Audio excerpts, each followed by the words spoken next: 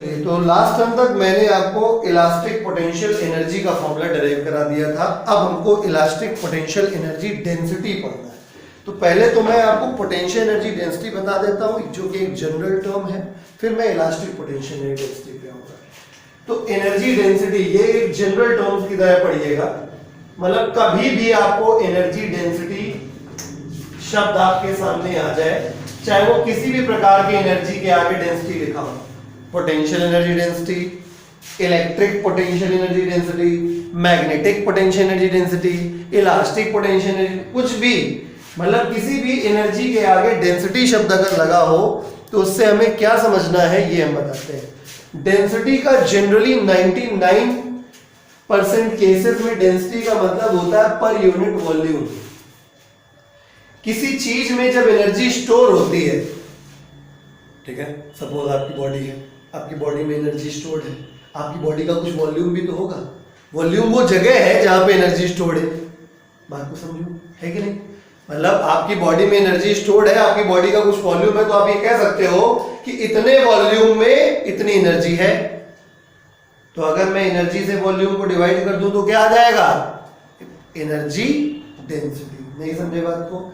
यानी कि किसी बॉडी में जब एनर्जी स्टोर्ड होती है तो उसके पर यूनिट वॉल्यूम में कितनी एनर्जी स्टोर्ड हुई, इसको हम लोग कहते हैं एनर्जी डेंसिटी। नहीं समझ में आया?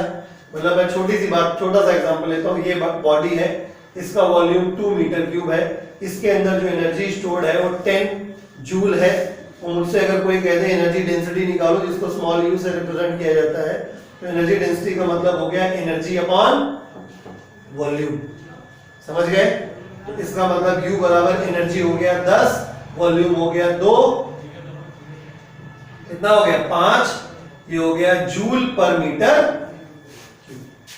ठीक है, तो joule per metre cube is the unit of energy density. बस समझ में आ गया? तो डेफिनेशन लिख दो। खैर देखिए, तो एनर्जी डेंसिटी क्या होता है? Energy stored per unit volume of the body, energy stored per unit volume of the body is called energy density। ठीक है, तो it is a scalar quantity. अच्छा, फॉर्मूला बता दे, अपने आप ही क्लियर हो जाएगा।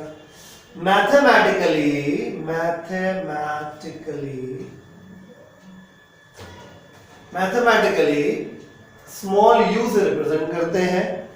एनर्जी का सिंबल अगर आप कोई भी लगा दें, E stands for energy and V stands for volume, तो ये फॉर्मूला हो गया। Energy is a scalar quantity always and volume is always a scalar quantity। तो स्केलर में स्केलर को डिवाइड करेंगे या मल्टीप्लाई करेंगे या ऐड करेंगे या सब्ट्रैक्ट करेंगे, कुछ भी करेंगे, हमेशा स्केलर आएगा। यूनिट की बात कर लेते हैं। एनर्जी का यूनिट होता है जूल और वॉल्यूम का होता है मीटर क्यूब। तो जूल पर मीटर क्यूब, ठीक है, ये क्या बन जाएगा? इसका SI यूनिट बन जाएगा।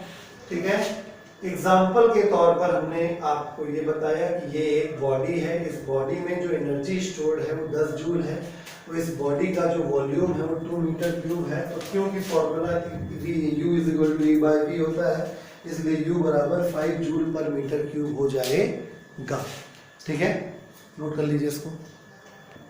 तो एनर्जी डेंसिटी जो है वो एक बेसिक चीज है, जनरल टर्म है, जो कि मैंने बता दिया। तो इस चैप्टर में इसका क्या यूज आया, क्योंकि इस चैप्टर में हमें जो टॉपिक पढ़ना है उसको कहा गया इलास्टिक पोटेंशियल एनर्जी डेंसिटी।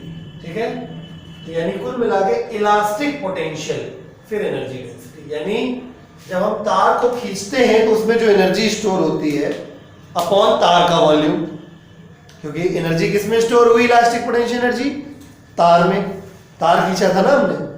ठीक है, तो तार को खींचने में जो तार के अंदर इलास्टिक पोटेंशियल एनर्जी आ गई उसकी डेंसिटी चाहिए। यानी आपको लॉजिक समझ में आ गया होगा यानी तार में जो एनर्जी थी उसको मैंने यू से डिनोट किया था, अगर आपको याद हो। उसमें अगर मैं किससे डिवाइड कर दूं, तार के वॉल्यूम से, तो मुझे क्या मिल जाएगा, elastic potential energy density. Symbol सब कुछ वही है, सारी बातें वही है। यानी कि इलास्टिक पोटेंशियल एनर्जी का जो डेफिनेशन बनेगा, the elastic potential energy stored per unit volume of stretched wire is called elastic potential energy density. ठीक है, तो अकॉर्डिंग टू डेफिनेशन के according elastic potential density U is equal to potential energy upon volume हो जाएगा। तो ये basic formula हो गया। ठीक है, this is the basic formula. अब अपने पास U के 3 फॉर्मूले थे,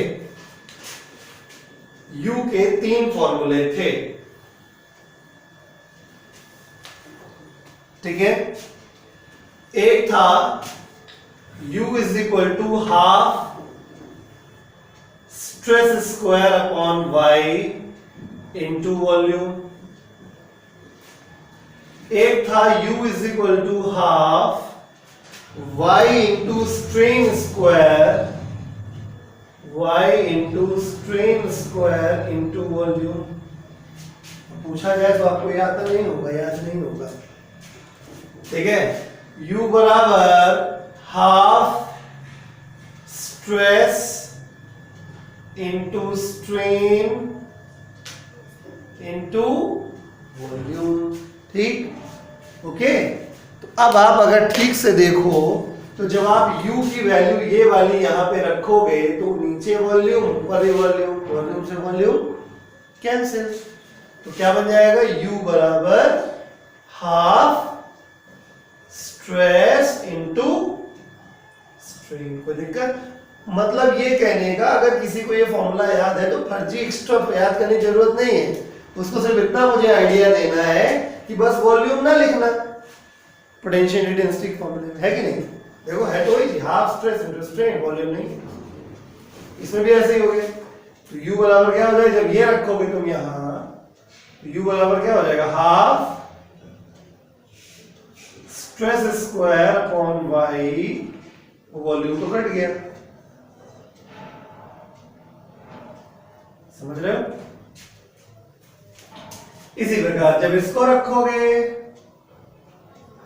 U बराबर हाफ Y इंटू स्ट्रेन का स्क्वायर। ठीक, कॉपी कर लीजिए। देखिए क्वेश्चन नंबर 81 करेंगे हमारी शीट का, और ये 81 क्वेश्चन जो है वो नूतन बुक से आता है। क्वेश्चन में पढ़ देता हूँ। The area of cross section of wire is 1 mm square and its length is 2 meter.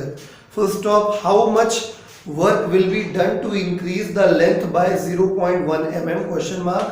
The Young modulus of elasticity for the material of the wire is 2 into 10 to the power 11 Newton per meter square. ठीक है, तो area of cross section इस question में हमें given है बेटा कितना, 1 millimetre square. 1 millimetre का स्क्वायर मतलब 10 to the power -6 metre square हो गया। It's length is 2 metre, initial length जो है वो 2 मीटर है। बहुत अच्छी बात है। How much work will be done, जो W है वो निकालना है, वर्क डन निकालना है, कितना किया गया है। To increase its length by 0.1 metre mm, 0.1 mm करना है, यानी 10 to the power -4 मीटर हो जाएगा।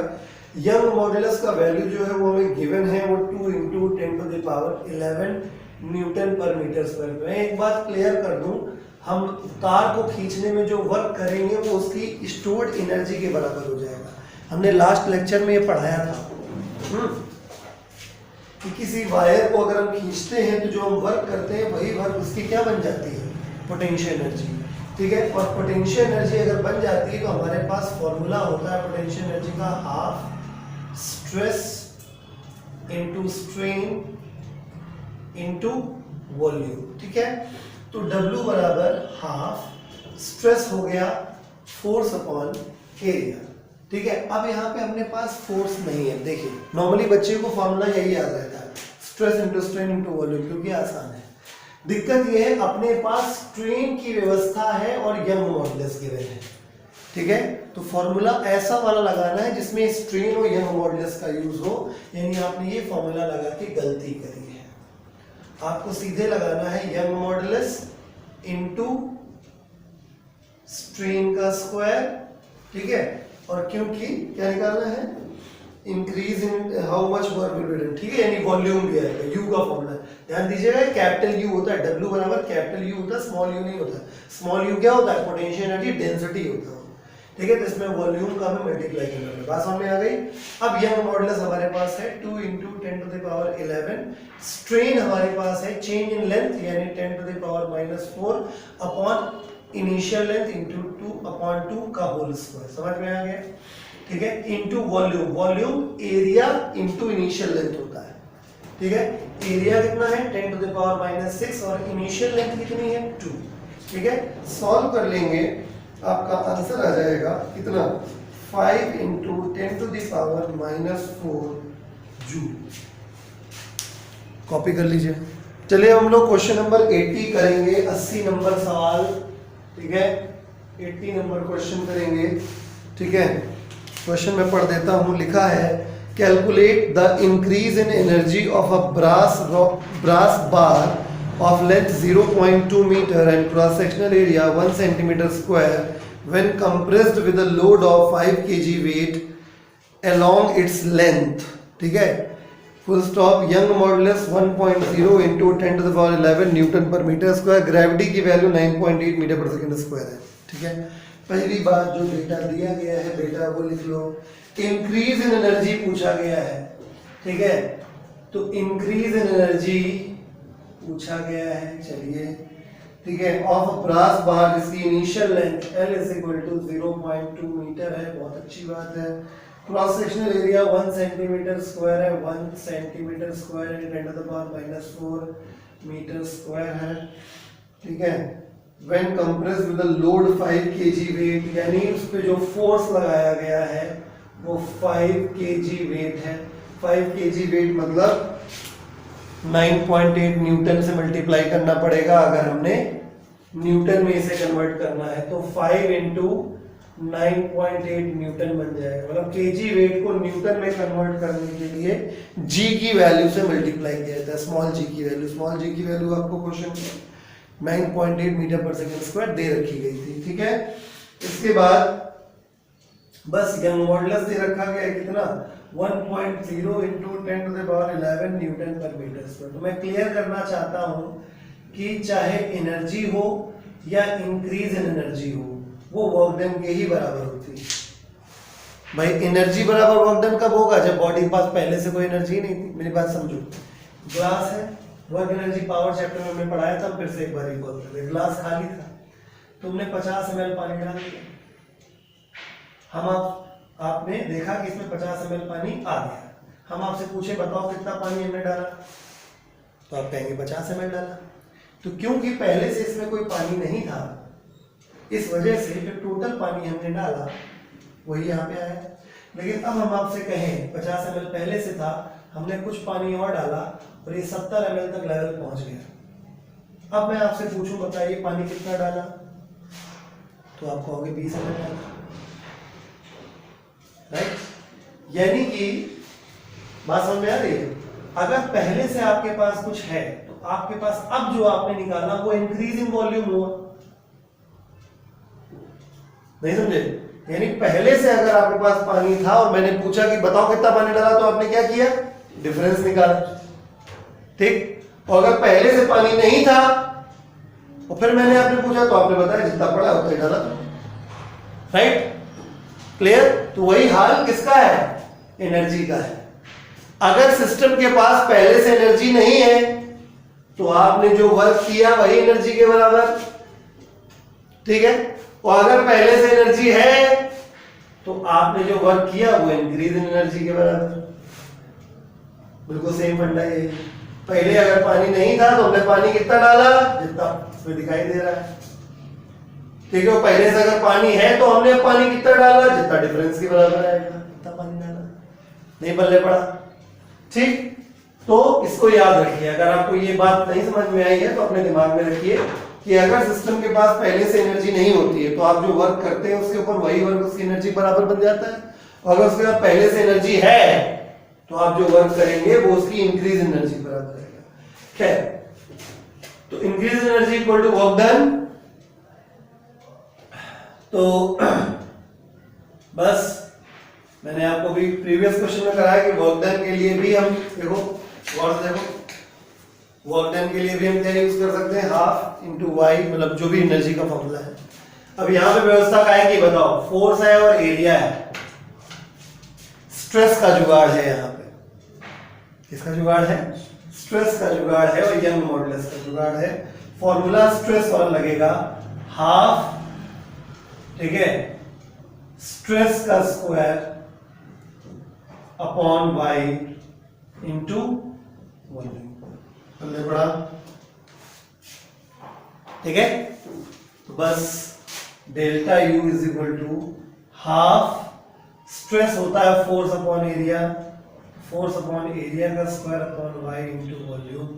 वॉल्यूम क्या हो जाएगा, एरिया इंटू लेंथ हो जाएगा। अब बस जो वैल्यूज है वो रख दीजिए, सॉल्व कर लीजिए, आंसर हो गया 1 अपॉन वाई, वाई का value 1.0 into 10 to the power 11। Force upon area, force की वैल्यू कितनी है 5 इंटू 9.8। एरिया की वैल्यू कितनी है 10 टू द पावर -4 का होल स्क्वायर इंटू एरिया कितना है 10 टू द पावर -4। एल की वैल्यू कितनी 0.2। सॉल्व कर लेंगे तो इंक्रीज इन पोटेंशियल एनर्जी आ जाएगा 2.4 इंटू 10 टू द पावर -5 पढ़ले पड़ा, ठीक है। कॉपी कर लीजिए।